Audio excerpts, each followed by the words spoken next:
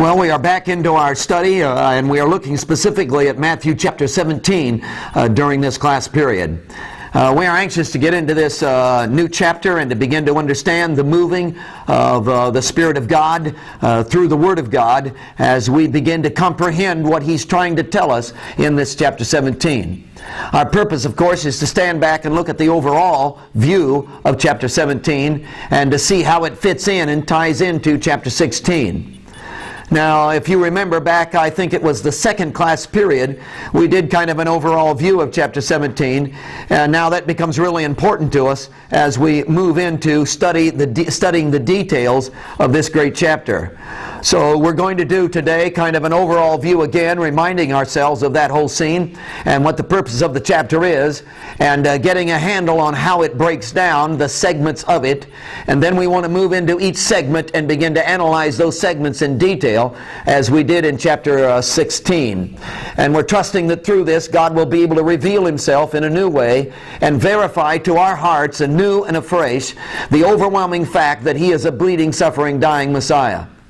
Now remember, everything is springing out of chapter 16. And the title that we've given for chapter 16 is none other than the consideration of the cross style. And of course the consideration of the cross style is the fact that Jesus is saying, hey guys, I'm laying this out before you. Here is what I want you to consider. Here's what I want you to get into. This is what I'm calling you to. And in the first major way, the cross and its style is literally being presented to His disciples. We see that in the fact that He's giving them the first prediction of His death and His resurrection in this chapter 16. And again, that is found in chapter 16, verse 21. He tells them that it is that He must suffer many things from the elders and the chief priests and the scribes and be killed and be raised the third day.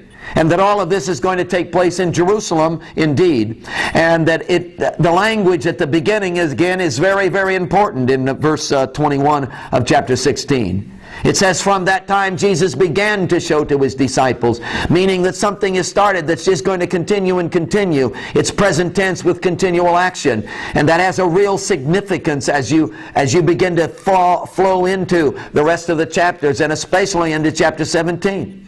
That this is going to be the theme. That the theme of every event, the theme of everything that's going down, every single encounter that's taking place in chapter 17 is going to come back to this one fundamental truth, that Jesus is a bleeding, suffering, dying Messiah, and if you're going to be His disciple, you must also be a bleeding, suffering, dying disciple.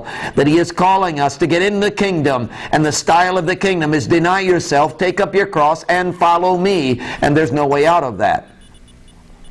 So chapter 16 is the laying out of, the discovery of the principle of, the bringing of the details of, the setting of the pattern of the style of the cross. Indeed, the cross is not an event that we're going to go through, then wipe our hands and be glad it's over. The cross is a style, a way of thinking, a day in and day out progressive thought process. The very nature of your heart and your life as you take on the nature of God Himself. So this really becomes significant, this consideration of the cross style. Then we come to this chapter 17. And again, we want to do an overall view of this chapter.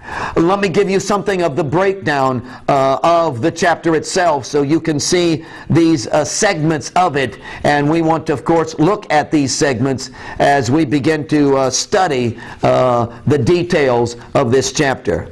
The first section goes from verse 1 down through verse 8, and of course we would entitle it the Mount of Transfiguration. Jesus has gone to the Mount of Transfiguration with His disciples in this passage, and you'll note that there's only 3 of the disciples that are present, Peter, James, and John, according to verse 1. And of course something dynamic is taking place, and we want to get into the details of it later as we begin to discover the wonder of Jesus being transfigured right before the eyes of the disciples. This dynamic thing is taking place, and what a wonder it is. A conversation between Moses and Elijah take place in this phenomenal passage from verse 1 down through verse 8. So it is the truth that the Mount of Transfiguration is literally come about to verify, to confirm the factor that Jesus is a bleeding, suffering, dying Messiah, and that indeed the style of the cross will be the style of the kingdom, that this has been decided. It is the heart and nature of God. Then you come to verse 9 down through verse 13.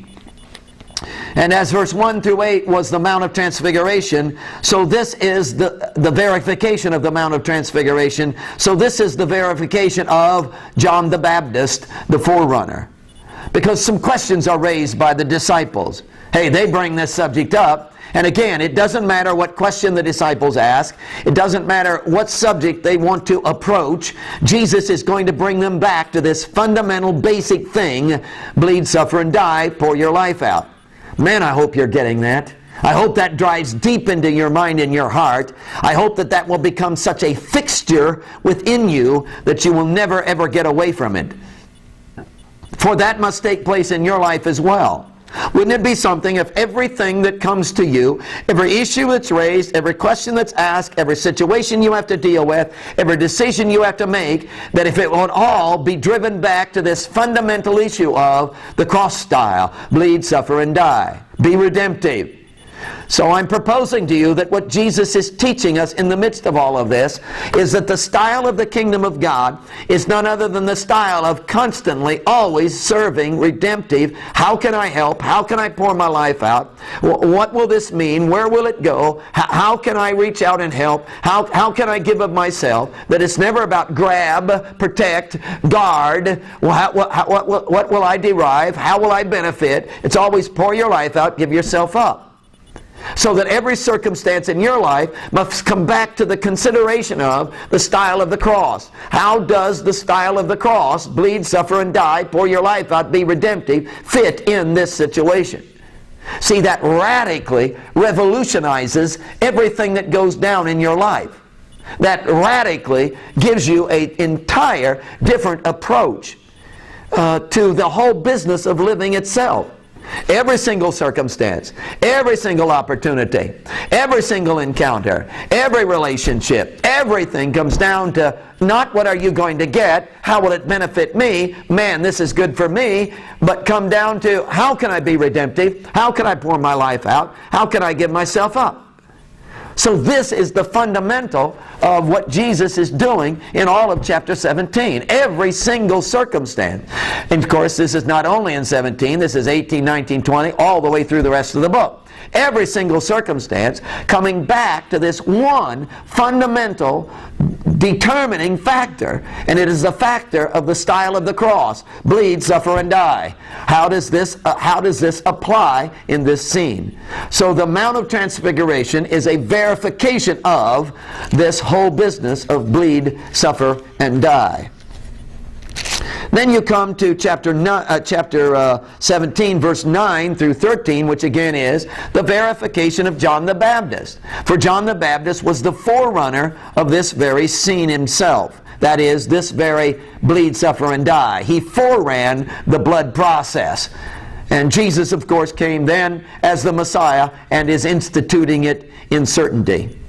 Then you come to verse 14 down through verse 21, which is the next segment. It is the lack of ministry. It is the valley scene. It is the failure of the disciples to cast out a demon. It's the verification of the lack of ministry. Hey, but every time we are not into bleed, suffer, and die, we lack ministry. Every time we are sourcing it ourselves, hey, ministry shuts down. See, every time we are into programming, oh, this sounds like a good idea, this will make me look good. Every time we're into performance, hey, how I'm being applauded, hey, how successful I am, every time we're into that, ministry absolutely shuts down. So you see, ministry only spills out of the style of the cross. Bleed, suffer, and die. Hey, give yourself away. Be redemptive. And when you're into being redemptive, ministry takes place. Now, I know that church growth can take place. I mean, getting bodies in the building, if that's your goal, hey, there's lots of ways to get that done. I mean, you can do that out of yourself. You can have appeasing programs and have hotshot ideas, and you can be a charismatic kind of personality and get that done without Jesus. But we're talking about ministry and kingdom effect. We're talking about literally affecting lives with and for the kingdom of God. See, that all hangs on the issue of bleeding, suffering, and dying. Will you pour your life out? Will you give yourself up? Will you know the wonder of the style of the cross in your life? If you won't, no ministry will take place. If you will, then ministry, valuable ministry, will happen. So the very fact that they are lacking in ministry verifies the dynamic of the principle that Jesus has given them, the bleed, suffer, and die, hey, the style of the cross. Then you come to verse 22 through verse 23, just a 2-verse section. That's really an interesting section because it's the second prediction of Jesus' death and His resurrection. And it really becomes a valuable passage. In fact, look at it carefully, would you? Now, while they were staying in Galilee, Jesus said to them, "The Son of Man is about to be betrayed into the hands of men, and they will kill Him, and the third day He will be raised up." Now, obviously, additional information is given to us in the whole business of His prediction of His death and resurrection. He's giving us the idea of Judas' involvement in this. Before, in the other prediction, down in chapter 16, verse 21, the focus is basically upon the place it's going to take place, that is Jerusalem, and how the elders and the chief priests, that is the leaders of Israel, are going to be at the heart of the matter. But here in verse 22, he's injecting the idea of the betrayal of Judas, how he's going to be betrayed into the hands of men. They will kill him, and the third day he will be raised up. And they were exceedingly sorrowful. So this becomes a key pivot passage, for Jesus is again verifying it with his own prediction. So we've had the verification of the Mount of Transfiguration. We've had the verification of the ministry of John the Baptist, the forerunner. We've had the verification of the lack of ministry as found in the valley scene. And now we've had the verification of the second prediction of Jesus Christ as given in verse 22 and 23 of chapter 17. Then you come to verse 24 through verse 27. Now this is somewhat of a difficult passage and proposes some question marks that probably are raised in the minds of many scholars, for the scene is somewhat difficult, and especially the miracle that's taking place. The miracle that's taking place is the miracle of Peter being sent to fish and catch a fish, and in that fish's mouth he pulls out a coin and pays the taxes.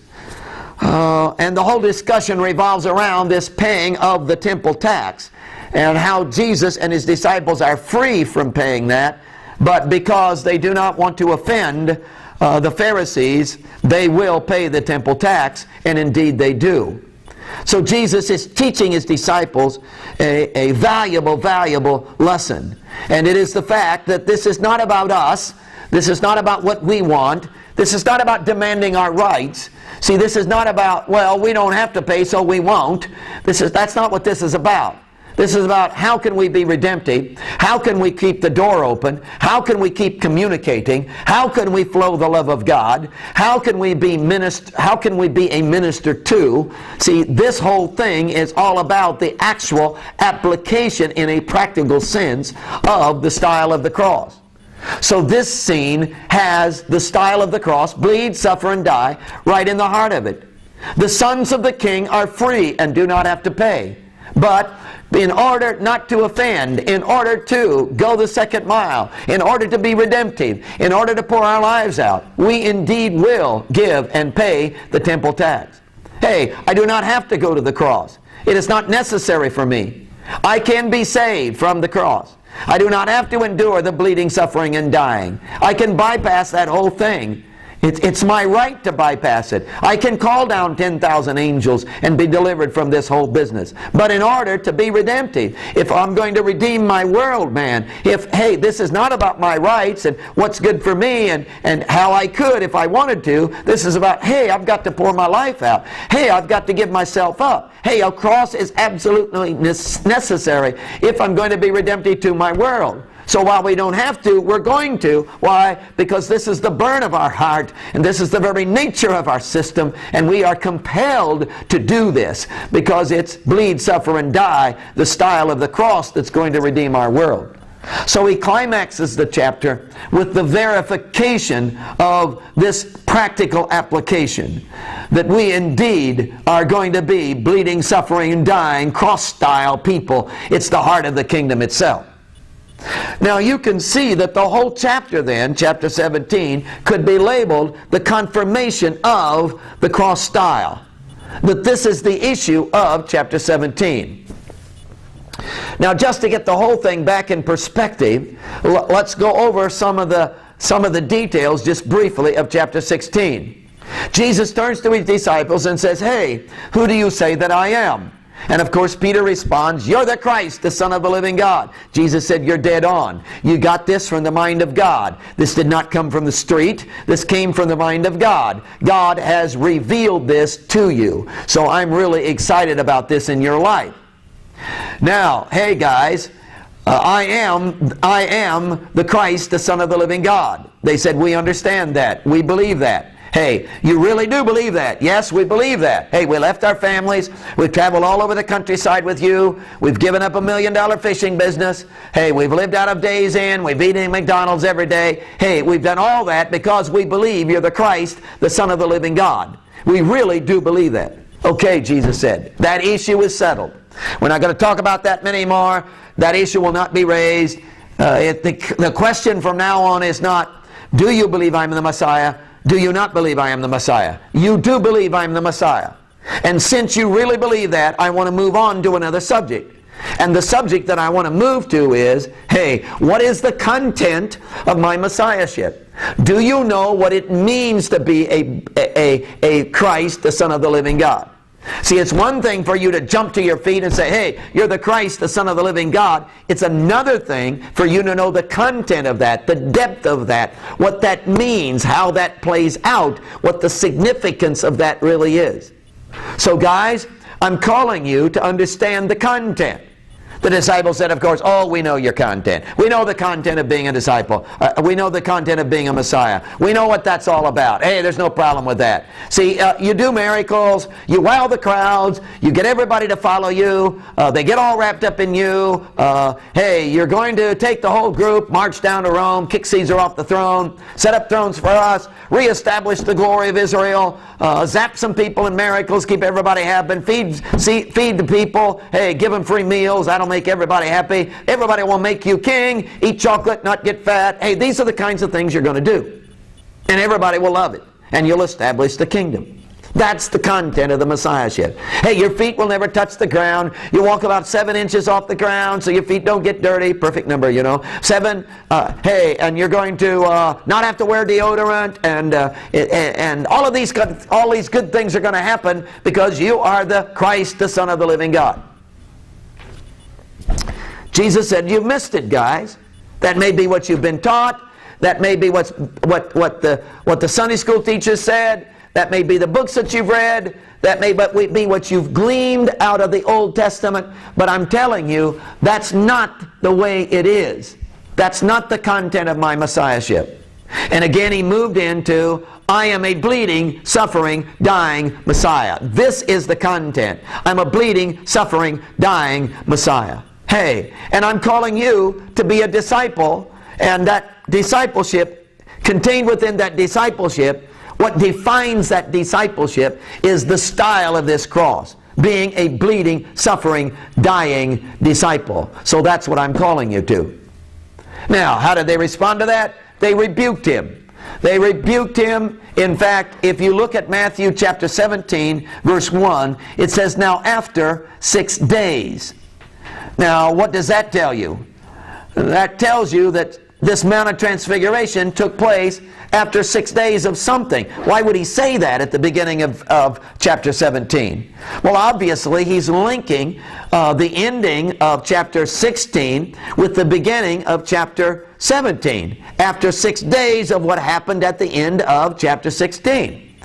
Well, what happened at the end of chapter 16? Well, it was all about the argument. So the indication is that this argument between Jesus and his disciples over the content of Messiahship was not just a brief moment, wasn't just an afternoon, wasn't just a half hour, man. This went on day after day after day. This was a 6-day argument. Then no doubt Jesus was saying to his disciples, hey guys, I'm calling you to bleed, suffer, and die. No, no, no, Jesus. And well, look at the scriptures over here. Hey, that's not what our Sunday school teacher said it meant. Well, how about what it says in the Psalms? Well, there's another interpretation for that. I read a commentary the other day that said, and on they went, back and forth, back and forth, back and forth, and the disciples were not listening to him, and he could not seem to get through to them of the significance of what this really meant. That they were that he was a bleeding, suffering, dying Messiah, and they were going to be a disciple of that Messiah, which meant the content of their discipleship was, lose your life, give yourself up, come on, bleed, suffer, and die with me. But they missed it. So they argued with him for 6 long days. Now, finally Jesus threw up his hands and said, hey, I don't know what to do with you. Hey, you're brain dead. Nothing I say gets through to you. No argument I can use seems to enlighten you. So, hey, I don't know where to go with this. Except, hey, you, and you, Peter, James, and John. Hey, come with me. And he took these 3 disciples and he went to the Mount of Transfiguration. That is, he went to the mount. And you know, of course, that in Matthew, every time Jesus goes to the mountain, it is for the purpose of prayer. So he got flat on his face before them, and he began to pray out, and he must have prayed something like, oh God, oh Father, these disciples are brain dead. I can't seem to get any place with them. They don't seem to clue in. They're not listening to me at all. So Father, I'm praying that, oh, you'd get through to them, enlighten their minds, bring them into the awareness of what you're really doing in and through my life. Oh Father, would you bring them on the same page? Would you help them open their eyes that they might see? And while he's in the midst of that prayer, he's transfigured right before their very eyes. So you see, the issue of the Mount of Transfiguration is not the divinity of Jesus. Is he divine? Is he not divine? Is he the Messiah? Is he not the Messiah? Oh, this proves it. The Mount of Transfiguration. No, that's not the issue. That's not even being discussed. That whole thing was settled clear back in chapter 16. They all believe he's the Messiah, the Christ, the Son of the living God. So see, that whole issue is gone, settled, done. Don't need to bring that up again. The issue that's being discussed is the issue of the style of the cross, the content of his Messiahship. What's the technique, the method by which we're going to win our world? Hey, what are we going to go after? How are we going to get this done? How is this going to flow to our world? And Jesus is discussed that with them for 6 days. They didn't listen. He goes on the mountain to pray, and the Mount of Transfiguration is a verification that indeed Jesus is telling them the truth. He is a bleeding, suffering, dying Messiah, and this is really the content of his Messiahship. And if they're going to be a disciple of this Christ, they too are going to have to bleed, suffer, and die. So you can see the flow as we move from chapter 16 into the dynamic of chapter 17, and that every single scene in chapter 17 is going to come back to and is put in here for the sake of verifying that indeed Jesus is a bleeding, suffering, dying Messiah. And that this is what he's calling his disciples to. They too are to experience this in their lives. So this becomes the heart of chapter 17. Now what we want to do in the next class periods, of course, in this course, is to begin to look at the details of this chapter 17. And it all fits under this umbrella of the confirmation of the cross style. And we want to look at the details of the Mount of Transfiguration, and then all of the other passages as well to see how it actually plays out, and to see the deep truth that is being revealed to us in the confirmation of the cross style. Chapter 17 presents an interesting scene, and we want to begin with the Mount of Transfiguration. And we want to begin by reading verse 1 of chapter 17, and we'll read down through and include this Mount of Transfiguration, which ends in verse 8. And we just kind of want to get started on this during this class period, and we'll have to continue, of course, next time. Look at chapter 17, verse 1. Now after 6 days, Jesus took Peter, James, and John, his brother, led them up on a high mountain by themselves. And he was transfigured before them. His face shone like the sun, and his clothes became as white as light. And behold, Moses and Elijah appeared to them, talking with him. Then Peter answered and said to Jesus, Lord, if it is good for us to be here, if you wish, let us make here 3 tabernacles, one for you, one for Moses, one for Elijah. While he was still speaking, behold, a bright cloud overshadowed them. And suddenly a voice came out of the cloud saying, This is my beloved Son, in whom I am well pleased. Hear him.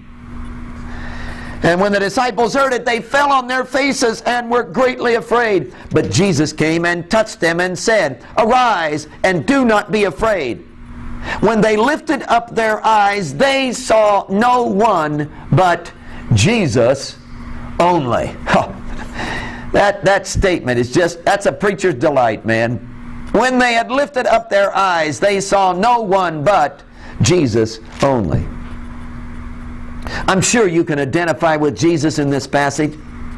I'm sure you've been in the same, maybe not to the great degree that Jesus was, but I'm sure you've been in the same dilemma, right in the middle of the same kind of struggle that's going on in the mind and the heart of Jesus, who desperately wants to communicate to his disciples the reality of the truth.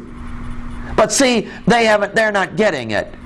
How do you take the knowledge of something that's so big? How do you take the wonder of something that's so significant? How do you take what you have comprehended and what you see so clearly, and how do you explain it to someone who's totally in the dark, who can't seem to understand, who has no grasp of what is really going on in the whole business? How do you get that done?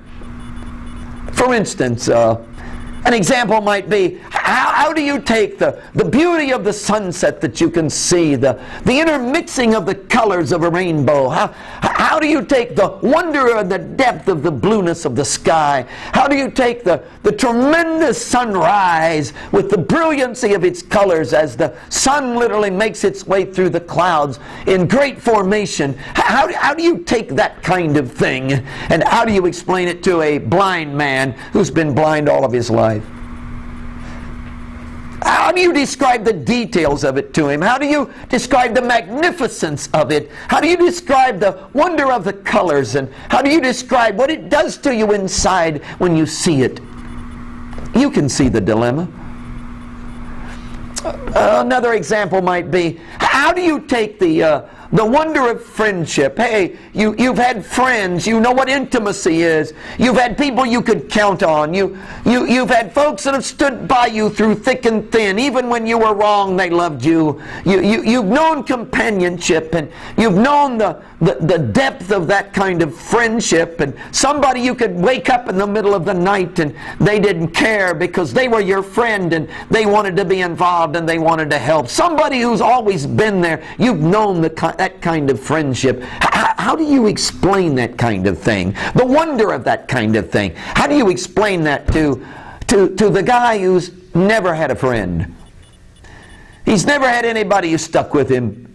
He really never had anybody that cared. He was raised in a family that pushed him aside and rejected him, and his friends always made fun of him, and all through school he knew no companionship, and he's had bad experiences in marriage. How do you explain to him the wonder of companionship and the intimacy between friends and the ability to be open and vulnerable and share? How do you do that?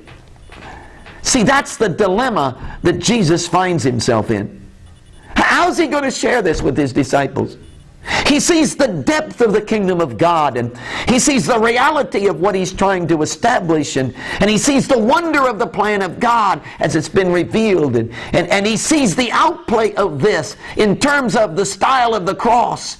How's he going to tell it to his disciples who've been so superficial all their lives that they've always operated out of themselves and what they're going to benefit and how it would be good for them and damn the rest of the world and save themselves? It's been, hey, Gentiles are out and they're the chosen ones in, and they've been the special ones, and they've always built walls to keep people out rather than tearing down walls to bring people in. How do you get them to change their whole thought process? How do you get them to see the reality of truth on another page that they've never read? How do you get that done?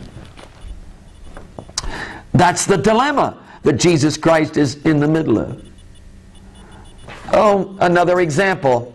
How do you take the wonder of truth and knowledge? Hey, you've studied, you've become mature, you see not through childish eyes, you see through the eyes of maturity. You understand what's going on and the pitfalls, and because you've been there and you know how to avoid them, and you know the wonder of knowledge and truth now, and you've got the maturity of understanding that's taken place in your life. How do you set your kid down, man? How do you set the teen down and say, let me explain this to you, son? You got to understand this. You got to get this. See, you are looking through the eyes of immaturity. I'm giving you through the eyes of maturity. I have understanding. You don't have understanding. You've not been there. Let me explain the depth of this thing to you. How do you open that up to him? How do you explain the mature things to the immature? How do you explain the deep things to those who are superficial? How do you explain the wonder of the depth of love to those who have known nothing but hate and rejection? See, that's the dilemma. Do you identify? Do you see where Jesus is in this? How do you take the eyesight of eternity? Another example. The eyesight of eternity. That which is going to go on forever and ever and ever and ever and never ends. How do you look with eternal eyes and see the long range and see the million years from now and see the essence of what you're trying to establish and what's to go down? How do you look into the eons of eternity and the things that matter and see with the eyes that see with eternal values, and you can see what's important and what's not important, and how do you take that knowledge, that view, and how do you share it with someone who's so wrapped up in how they feel right now and what's happening to them and what can they get, and they're so wrapped up in this world, and they're so dominated by the stuff and the things of this society, and they're so conscious of peer pressure? How do you take a teenager who's just all been out of shape about friendship and rejection and the kinds of things that go on in a high school scene, and tell him, man, it's not but 2 years and you'll be graduated from that high school and you may never even see one of those people again. You'll be gone to college, a whole new set of friends. You'll get married. You'll be in your profession. You won't even, hey, that'll all be gone. But see, that looks so real right now. But look with the long view. How do you explain that to them? See, that's the dilemma that Jesus is in chapter 17 and chapter 16. He's trying to come to his disciples and he's trying to say, hey guys, I see this. Listen to me. Listen to me. I want to reveal this new truth to you. I want to open up the depth of where I am and where I'm going and what this is all about. I want to show you the depth things, the deep things of the kingdom of God. I want you to comprehend. I want you to get on the same page, guys, as I'm on. Hey, come on, guys. Come on into this room. I'm in the living room. Come on in here. You're out in the garage. See, that's the dilemma. How is he going to get that done? What would be the words that would open it up for the disciples? What diagram could he put on the board that would bring the revelation to them? I was intrigued by a story that C.S. Lewis tells of the man, the mature man, the grandfather actually, who's on the train with his little grandson. Oh, maybe 6, 7 years of age. His grandboy. And as he's traveling on the train, the grandboy, all of a sudden, just out of the blue, looks up at him and says, "What's it like to have sex?" Just out of the blue.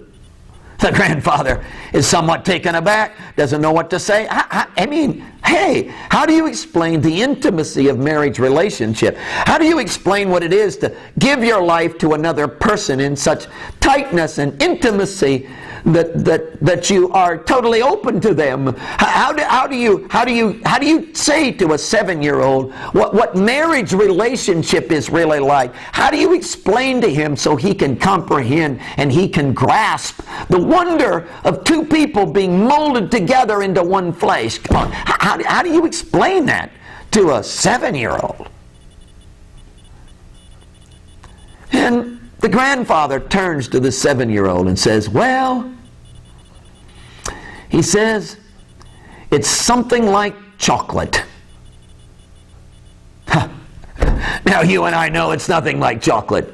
Hey, we understand that marriage relationship doesn't have anything to do with chocolate. No, but he's trying to get down on the level of the mind of a 7-year-old, see? He's trying to somehow relate to, see, how do you take the wonder of the depth of marriage relationship and relate it to this 7-year? See, that's where Jesus is, man.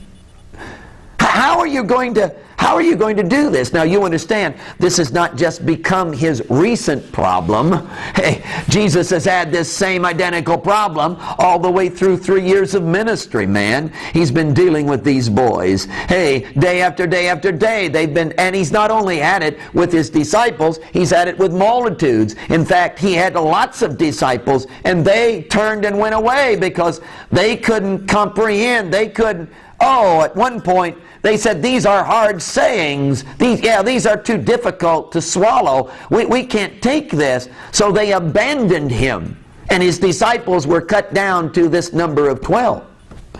So you see, Jesus has been dealing with this issue. For 3 years, he's been trying to lay out the kingdom. He told the parables of the kingdom to them in Matthew chapter 13. And after all of the explanation and 3 years of on-the-job training and pouring his life out for them and trying to get them to comprehend and opening all this up to them, he's now brought them into the inner circle, as it were, the inner thought process of his mind, and he's laid out the fact of the cross itself, and he's giving them the intimate material that he alone has known up to this point. The business of bleeding, suffering, and dying. The idea of spilling his life out. And he's laid it all out before them. He's opened himself up. He's become vulnerable before them and said, "Guys, here's my heart. Here's where I'm going. This is what it's all about. This is what I'm calling you into. Come on, guys. I want you on the same page with me."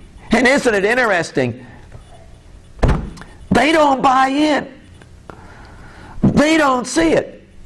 That after all the arguments and all the miracles and all the preaching they've done and all the casting out of demons and all the stuff that they've been through, they are no more closer to understanding the depth of the kingdom of God than they were when they started. They're still stuck in the mire of their own traditions and their own thought processes and their own abilities and what they've been taught. They still have no comprehension of what is taking place. They have missed the whole thing.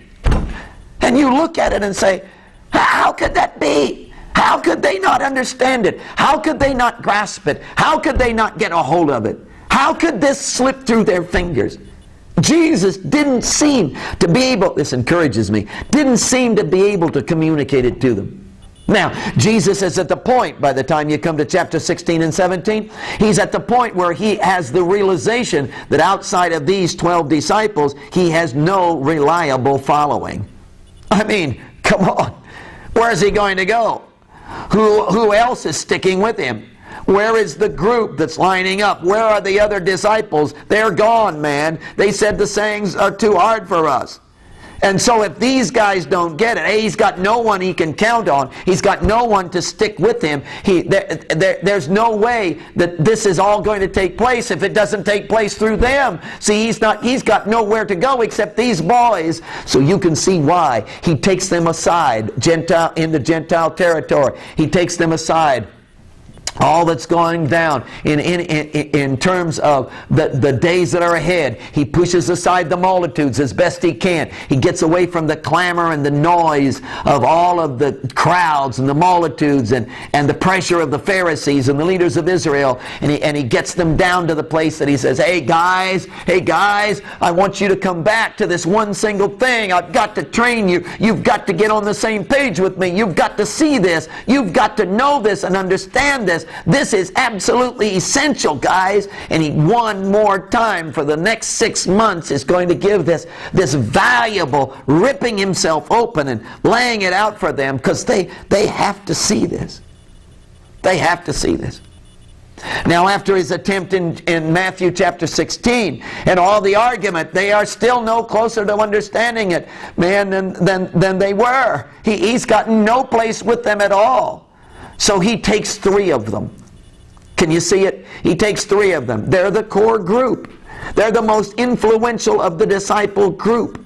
They're Peter, James, and John, the inner core group. He takes them with him. He goes off to a mountain. He gets flat on his face. He begins to cry out to the Father for some kind of divine intervention in this, that these disciples might understand and know and experience. So he lays this wide open before the Father, and in the midst of that prayer, Jesus is literally transfigured right before their very eyes. Oh, transfigured. In fact, you'll note that in verse 2 it says, he was transfigured before them. His face shone like the sun, and his clothes became as white as the light. Oh, what a passage, man. What a passage. Wouldn't it have been something to have been there and to have experienced and seen that with your own eyes? Jesus begins to radiate, and when it says his countenance, his face shone like the sun and his clothes became as white as the light, it's talking about his whole entire countenance from top to bottom. He was just glowing. It was the brilliancy of the light of God. It was the wonder of the fullness of the Spirit of God that lived within him, now being literally translated through him in a visible means, so you could literally see in the physical sense of the spiritual dynamic that was literally taking place in the life of Jesus Christ. He was glowing, radiating with the essence of the presence of God. Man, I want that in my life. Oh, I don't want the glow in terms of somebody seeing. I'm not interested in impressing people, but to have the presence of God, to have the reality, to be so filled with him that the face, the countenance, the clothing, the whole being would literally radiate with the wonder of who Jesus is in me. Hey, that was taking place right here before their very eyes. And of course what happened was in verse 3, Moses and Elijah appeared to them talking with him. And a heavenly conversation began to take place. And the Mount of Transfiguration came.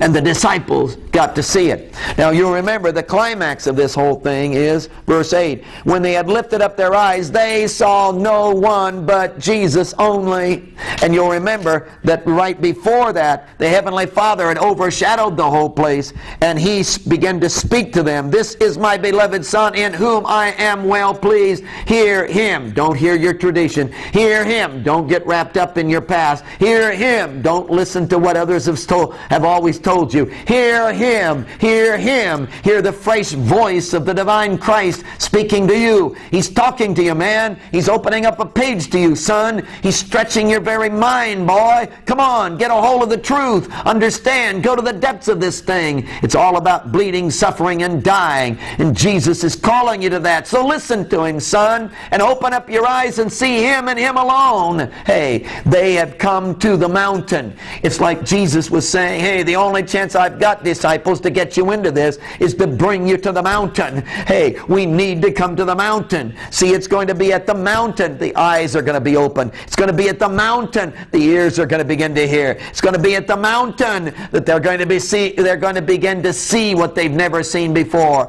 It's going to be at the mountain, man. It's at the mountain that they are literally going to know truth that they've never known before. It's going to be at the mountain that revelation is going to take place. It's going to be at the mountain, hey, that the heart is going to be expanded. It's going to be at the mountain that new knowledge is going to be laid out, and they're going to be cut to the bone by the power of the truth. See, it's at the mountain. Oh, we need to go to the mountain. Where is our mountain? It's at the feet of the Christ himself, no doubt. We need to go to the mountain. We need to have the revelation, the Mount of Transfiguration, the transfigured Christ. We need to have all that's involved in that to come crushing down upon us, to smash us and break us. We need to be broken out of our routines and our patterns and the way we've always been. We need to be broken out of the boundaries of our own personalities. How many times have we used the excuse, well, it's just the way I am.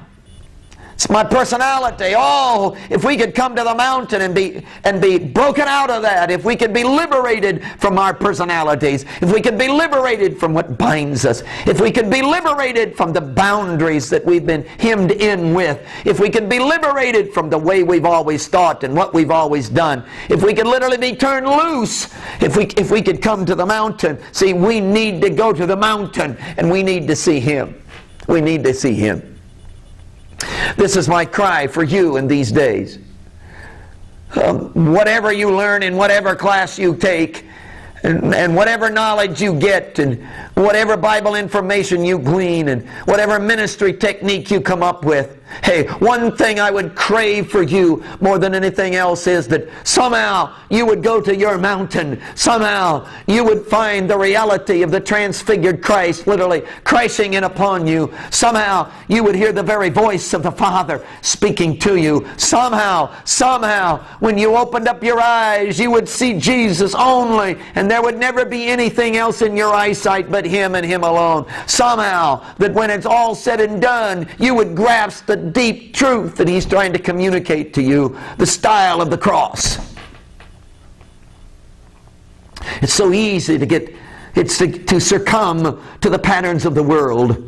It's so easy to get bogged down into the routines of what we've always thought. It's so easy to analyze and get involved in miracles and the things that are popular and the things that appease and the things that feed our own ego. See, it's so easy to get bogged down in those patterns. Oh, to break out of that. Oh, to break out of that. Oh, to break out of that. To go to the mountain until revival would come. To go to the mountain until the heart would be stirred. To go to the mountain until our eyes would be opened. To go to the mountain till our ears would be unstopped, our hearing aid would be turned on again, and the words of Jesus, I'm a bleeding, suffering, dying Messiah. Come on, guys. Come on, guys. I'm a bleeding, suffering, dying Messiah, and I'm calling you to join me in that. I want you to come.